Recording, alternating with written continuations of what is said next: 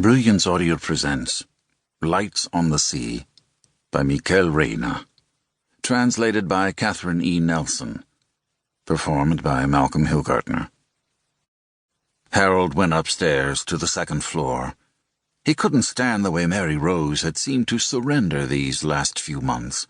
It wasn't like her, and he couldn't simply accept the situation. This wasn't just a house. This home had been built with something irreplaceable. Harold went from room to room, securing the shutters along the way. The rooms were now stripped bare, occupied only by the boxes that held decades of memories, furniture waiting to be moved, and a random assortment of items to be packed in the morning.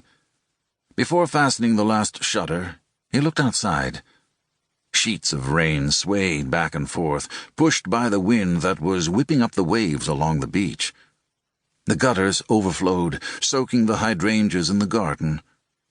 The rain was seeping into him, too, slowly diluting his anger, but soaking him in a heavy frustration.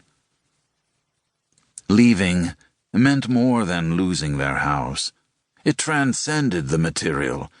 It meant abandoning the only thing left from their happiest days, the scrap of wood that had helped him stay afloat, his only connection to everything he had lost.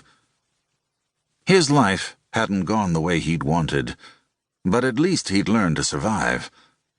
Now his whole world would disappear.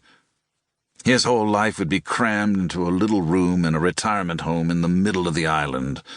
A barren place far from the sea, far from everything Harold had loved, far from him.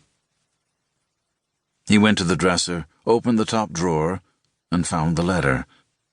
He held it again in his hands, and the memory of that cold January morning flooded back. The morning the mayor delivered the thick ivory envelope. "Good morning, Matthew. Come in before you freeze out there," Harold had said. The man entered a little warily. "Would you like to join us for breakfast?" Harold asked, closing the door. "We were just about to eat." No, I'll just be staying a minute," Matthew said without removing his gray raincoat.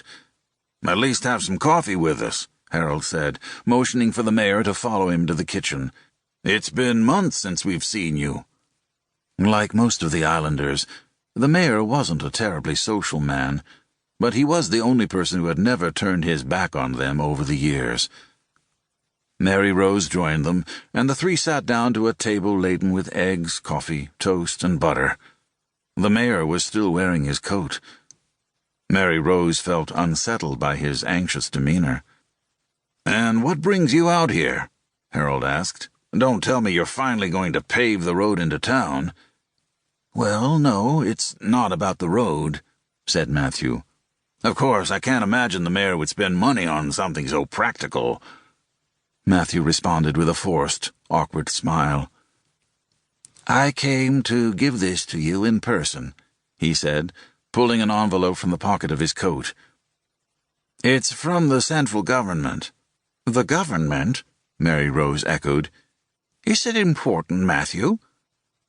"You should read it yourselves," he said, laying it in the middle of the table. Harold picked up the official-looking envelope and weighed it in his hand. He carefully cut open the thick paper with a bread knife and removed the letter. A large, fancy emblem graced the top of the letterhead. "Central Government," he began reading aloud. "Commission for Protection and Public Safety." "Protection and public safety? Have we done something wrong?" Mary Rose interrupted. No, Rose, it's not that at all," Matthew replied. "I think it has to do with a study that was done on your property." "A study?" Mary Rose was visibly upset. "Have there been people nosing around without us knowing? Matthew, what's this all about?" "Honestly, I didn't know anything about it," he said, sounding to Mary Rose a little less than convincing. "About 3 months ago, 3 officials came to do research on the island. I thought it was a demographic study or something like that. I didn't think it was a big deal."